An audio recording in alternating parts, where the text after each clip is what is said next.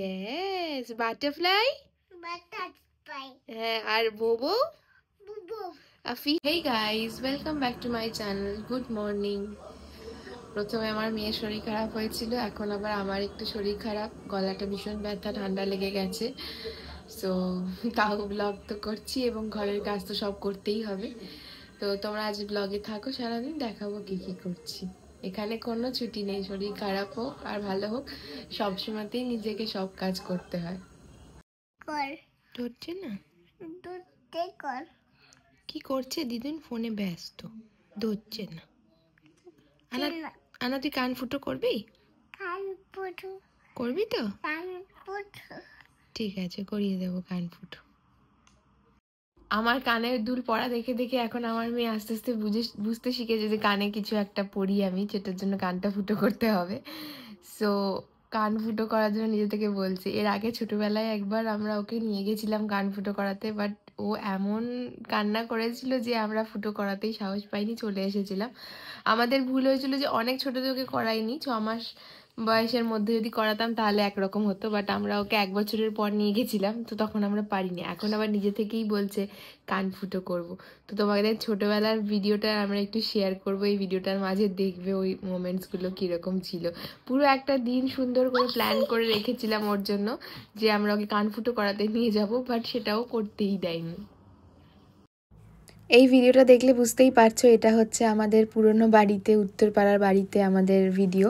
এই ভিডিওটা আমি অনেক আগেই যখন ভেবেছিলাম ওকে কান ফুটো করাবো, সেদিন আমরা এরকম এক্সাইটেড হয়ে পুরো সারাদিন সব কিছু প্রিপেয়ার করেছিলাম। সকাল থেকে ওর জন্য ভালো ড্রেস এনেছিলাম, একদম মার মেয়ে ম্যাচিং ড্রেস পরে সেজে গুজে একটা ইভেন্টের মতোই ছিল আমাদের কাছে দিনটা। ওর কানটা ফুটো করাবো, খুব এক্সাইটেড ছিলাম।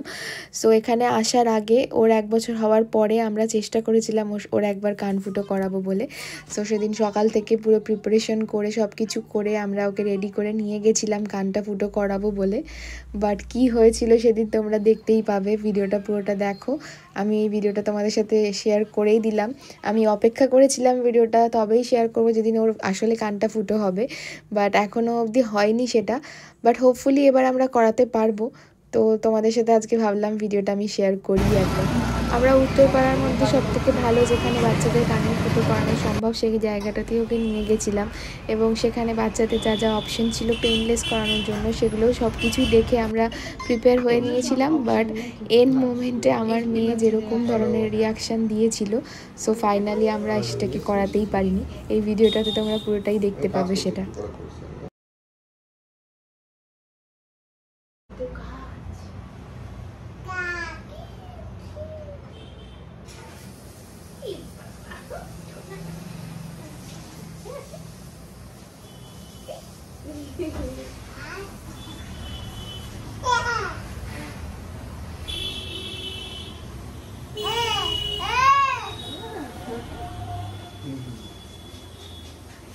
সত্যি কথা বলতে আমরা বাচ্চার মুড সুইং, মেলডাউন, কান্নাকাটি এরকম ভিডিও কখনোই তোমাদের সাথে শেয়ার করি না, এবং আমাদের ভালোও লাগে না সেই মুহূর্তগুলোকে রেকর্ড করতে বা সেই মুহূর্তগুলোর ভিডিও করে তোমাদের সাথে শেয়ার করতে। এমন নয় যে বাচ্চা কখনো কাঁদে না বা কোনো মুড সুইং হয় না, বাট এই ভিডিওটা আমরা এই জন্যই রেকর্ড করেছিলাম যাতে আমরা ওর এই কান ফুটোর ইভেন্টটাকে আমরা মেমোরাইজ করে রাখতে পারি, সেই জন্যই এই ভিডিওটা আমাদের কাছে রয়েছে।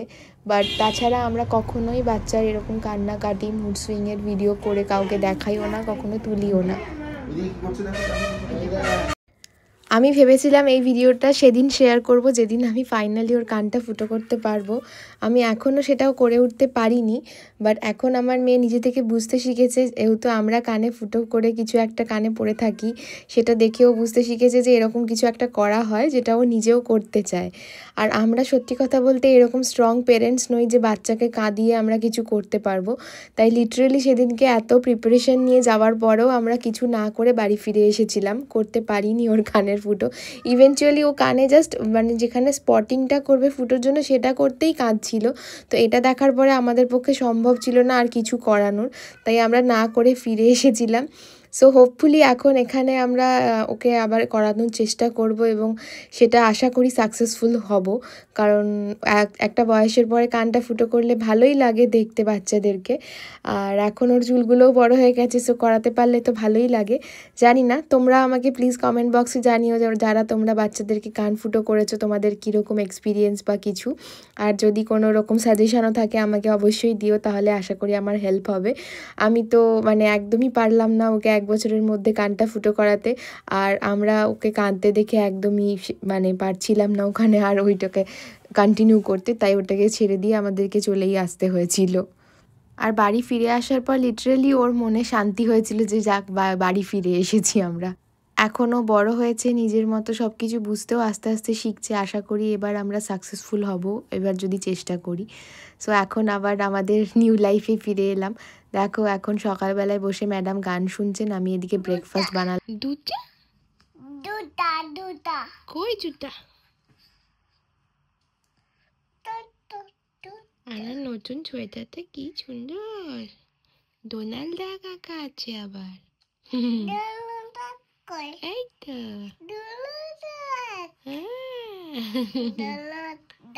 সকালেই বললাম আমার আজকে শরীরটা খুব খারাপ, তাই শরীর খারাপের জন্য আমি সেভাবে কিছু করতে পারছিলাম না। অর্পণ অফিসের মাঝে আর কি ম্যানেজ করে করবে, তাই এতটা কিছু বানিয়েছে আমার জন্য লাঞ্চে, এটাই অনেক বড় ব্যাপার। তো আজকে একটা বান ও এরকমভাবে বানিয়ে নিয়েছে বেক করে, সাথে মাশরুম মশালা বানিয়েছে আর ডিমের পোচ বানিয়েছে, যথেষ্ট আমাদের জন্য। এবং মানে আমি খুব গ্রেটফুল যে ও কাজের মাঝেও এত কিছু আমার জন্য করেছে।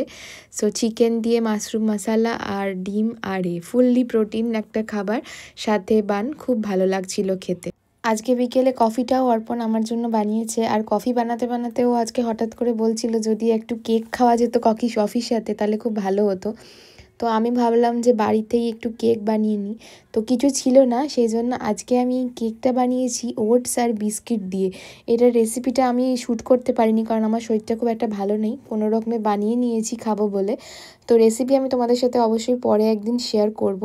বাট এটা কিন্তু খুব ইজি এবং খুব ইয়াম্মি খেতে হয়েছিল। ও বলা মাত্রই প্রায় 10 মিনিটের মধ্যে আমি কেক বানিয়ে ফেলেছি।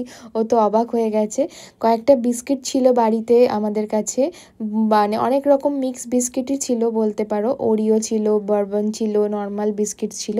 তো সেগুলোকে গ্রাইন্ড করেই ওটসের সাথে গ্রাইন্ড করেছিলাম এবং দুধ দিয়ে এবং বেকিং পাউডার দিয়ে এটাকে জাস্ট ম্যারিনেট মানে মেখে নিয়ে আমি এটাকে বেক করে একটা কেক বানিয়েছি এবং ওপর দিয়ে হ্যাজেলনাট চকলেট স্প্রেড দিয়ে আরও একটু 2 মিনিটের জন্য বেক করে নিয়েছি। ব্যাস তৈরি হয়ে গেছে একটা দারুণ ইয়াম্মি চকলেট কেক, যেটা তোমার চা কফির সাথে কিন্তু খেতে বেশ ভালো লাগে। এবং বাড়িতে যদি কিছু না থাকে, শুধু বিস্কিটস থাকে, তো ইজিলি এইভাবে কেক বানানো যেতেই পারে। অবশ্যই রেসিপি আমি তোমাদের সাথে আলাদা করে শেয়ার করব, কারণ আমার নিজের পার্সোনালি কেকটা খেতে ভীষণ ভালো লেগেছে। অর্পণও খেয়ে বলল যে দারুণ হয়েছিল। তো এখন আমি তোমাদেরকে জাস্ট মুখে মুখে অল্প কিছু ইনগ্রিডিয়েন্ট বলে দিলাম, বা ডিটেলস ভিডিওটা আমি নিশ্চয়ই আলাদা করে বানিয়ে শেয়ার করব। সো এভাবে আমার আজকে কেক বানানো হয়ে গেছে, কেক আর কফিটা আজকে বিকেলে এনজয় করলাম। দুপুরে আমার জন্য অর্পণ এত কিছু করেছে শরীর খারাপের মধ্যে, সো আমারও ইচ্ছে করছিল যে ওর জন্য আমি কিছু করতে পারলে ভালোই হয়। সো যখন বলেছিল তখন আমার ইচ্ছে হলো যে এরমভাবে বানাই। দেখো কতটা ইয়াম্মি লাগছে দেখতে। এবার এই চকলেটটাকে মেল্ট হয়ে যাওয়ার পরে জাস্ট স্প্রেড করে নিলাম ওপর দিয়ে। পুরো একদম দোকানের মতোই কিন্তু ব্রাউনিটা খেতে হয়েছে, চকলেট ব্রাউনি। এবং এটাকে ফ্রিজে রেখে কিন্তু 2-3 দিন ধরে তোমরা খেতে পারো, কারণ অনেকটাই বড় সাইজ হয়েছে দেখতেই পারছো, এতটা তো একবারে খাওয়া সম্ভব না। এটা কিন্তু ফ্রিজে রেখে প্রিজার্ভ করে খাওয়া যায়, কারণ আমি এটা আগেও বানিয়েছি। সো এটা কিন্তু রেখে রেখে খাওয়া যায়। আর যদি শুধু ওটস দিয়ে বানানো হতো তাহলে এটা বাচ্চাদেরকেও দেওয়া যায়, বাট যেহেতু বিস্কিট দিয়ে বানানো, যদি বাচ্চা খেতে চায় অবশ্যই দিতে পারো, বাট আমি প্রেফার করি যে এটা বড়দের জন্যই ভালো, বাচ্চাদেরকে না দেওয়াই ভালো। সো আমি এটা আমার মেয়েকে দিইনি, আমরাই খেয়েছি। তো খেতে কিন্তু খুব ভালো হয়েছিল, অবশ্যই একবার ট্রাই করে তোমরা দেখতে পারো। আর আমি ওপর থেকে একটু নাটসও অ্যাড করে নিয়েছিলাম, আরও ভালো লাগছিল। আজকে আবার আমার এখানে কিছুটা দুধ কেটে ছানা হয়ে গেছে। এখানে যেদিন দুধের ডেট থাকে লাস্ট, সেদিনেই দুধটা একদম এরকম কেটে ছানার মতো হয়ে যায়। সো আমরা এটাকে ফেলে দিই না, কারণ বলে না যে দুধের থেকেও ছানার দাম বেশি, আর ছানার থেকেও ঘি, বাটার, চিজ এগুলোর দাম কিন্তু আরও বেশি। সো দুধ কিন্তু এমন একটা জিনিস যেটাকে সব রকমভাবে ইউজ করা যায়। সো দুধ যদি কেটে ছানা হয়ে যায় তাহলে আমরা এটা দিয়ে নানান রকম সুন্দর সুন্দর রেসিপি বানাই। এর আগে একদিন তোমাদের বাড়িতে রসগোল্লা বানিয়ে দেখিয়েছিলাম, আর আজকে আমি বানাবো একটা দুর্দান্ত ছানার তরকারি। এটার রেসিপি কিন্তু আমার চ্যানেলে আলাদা করে একটা ভিডিও বানিয়ে আগে দেওয়াও ছিল, দেখতে পারো তোমরা। আর আজকে আমি আবার বানাচ্ছি, দারুণ খেতে হয় এবং ভীষণ তাড়াতাড়ি রান্নাটা বানিয়ে নেওয়া যায়।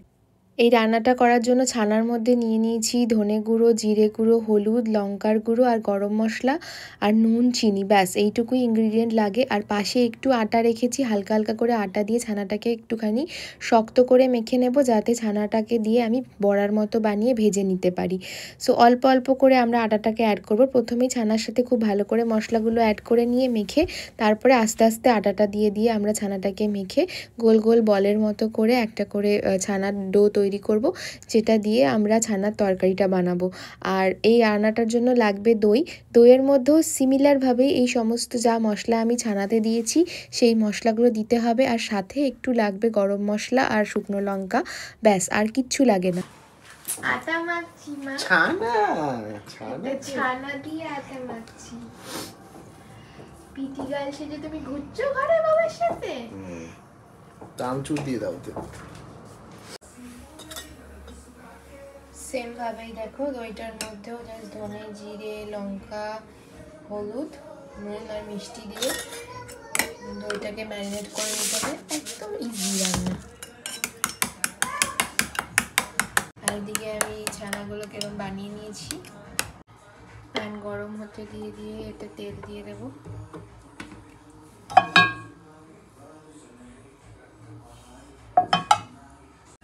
প্যানটা একটু হট হয়ে এলে এর মধ্যে আমরা দিয়ে দেবো হচ্ছে ছানাগুলোকে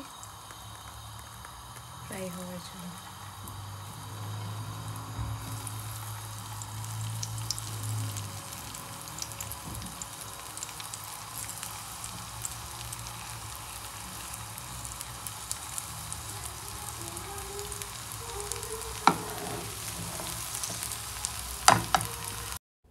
আমি এদিকে রান্না করছি আর বাবা আর মেয়ে মিলে দেখো কীরকম নাচ করছে। আমি গানটাকে মিউট করে দিয়েছি, বিকজ আমার প্রত্যেকটা ভিডিওতে এরকম কোনো গান থাকলেই কপিরাইট চলে আসে। তাই সরি কি তোমাদের সাথে গানটা শেয়ার করতে পারছি না, এই জায়গায় আমাকে ভয়েস ওভার দিয়ে দিতে হচ্ছে। সো মেয়ে আর বাবা মিলে এই সময়টা সন্ধেবেলায় ভীষণ মজা করে।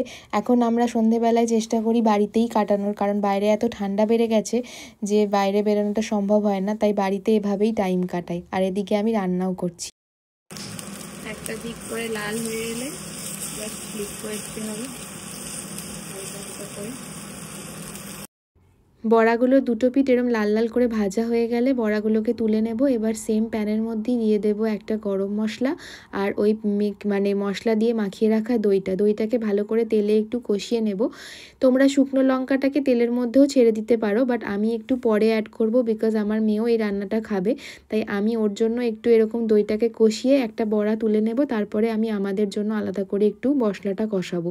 তো আমি দেখো পরে আবার অ্যাড করেছি এর মধ্যে টমেটো আর শুকনো লঙ্কা, এর মধ্যে একটু ঘি আর গরম মশলাও অ্যাড করে দেব আমি। আর এরপরে ভেজে রাখা বড়াগুলোকে দিয়ে জাস্ট নেড়ে চেড়ে নামিয়ে নিলেই তৈরি হয়ে গেল আমাদের দুর্দান্ত ছানার ডালনার রেসিপি। এটা কিন্তু রুটি এবং ভাত সব কিছু দিয়েই খুব ভালো লাগে। তাই বাড়িতে যদি তোমাদের কখনো দুধ কেটে ছানা হয়ে যায় তাহলে ফেলে না দিয়ে কিন্তু এভাবেই রেসিপিগুলো বানিয়ে দেখতে পারো। দারুণ খেতেও হয় এবং এটা কিন্তু একটা হেলদি রেসিপি। দেখি ডান্স করো গো, দেখি চলো ডান্স করি, চলো ঘরে ডান্স করবো। মেয়েও এখন ঘরে বেশ নিজের মতো করে টাইম কাটাতে শিখে গেছে। আস্তে আস্তে এই জিনিসটা ও অ্যাডাপ্ট করে নিলেই ভালো, কারণ এখানে সবসময় এত ঠান্ডার মধ্যে বাইরে বাচ্চাকে নিয়ে যাওয়াটা সেফও নয়, ভালোও নয়। আর মাঝে ওর একটু ঠান্ডাও লেগেছিল, তখন থেকেই আমরা এই অভ্যাসটা করা স্টার্ট করেছি যে সবসময় ওকে সন্ধেবেলা হলেই বাইরে নিয়ে যাওয়ার অভ্যাসটা একটু বন্ধ করে ঘরেই ওকে এনজয় করানো স্টার্ট করেছি। এবং ও সত্যিকারই এনজয় করে, নিজের মতো গান শোনে, নাচ করে, বই পড়ে, খেলা করে আমাদের সাথে, এবং আমরাও চেষ্টা করি যতটা সম্ভব ওকে টাইম দেওয়া। খাবার।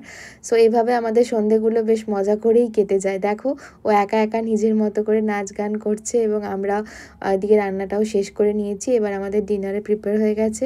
সো খাওয়া দাওয়াটাও জলদি জলদি সেরে নেব আমরা। This is Anna. Anna. Bubuat at. Bubuat. আর অ্যানার হাত কই? আজকে বিকেলের কফি রেডি। আরে বাবা, না দুটো জুটি বেঁধেছে, আর মাও আজকে দুটো জুটি বেঁধেছে, অ্যানাও দুটো জুটি বেঁধেছে। Pretty girl. ওলে বাবা, বলে প্রিটি গার্ল। আর কই কার? Yes, butterfly. হ্যাঁ, আর বোবো। আর ফিশ কই? ফিশ খোঁজো খোঁজো, উল্টাও ফিশ খোঁজো, উল্টাও বইটা উল্টাও।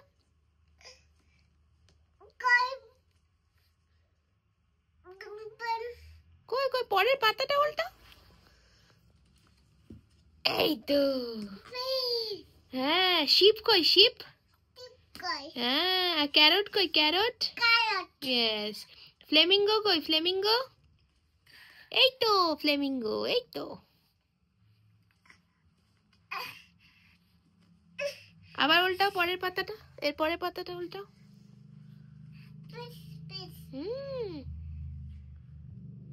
আর ব্লু ফিশ কই? Blue fish. এই তো। আর ইয়েলো ফিশ কই? Yellow fish. ইয়েলো ফিশ দেখাও।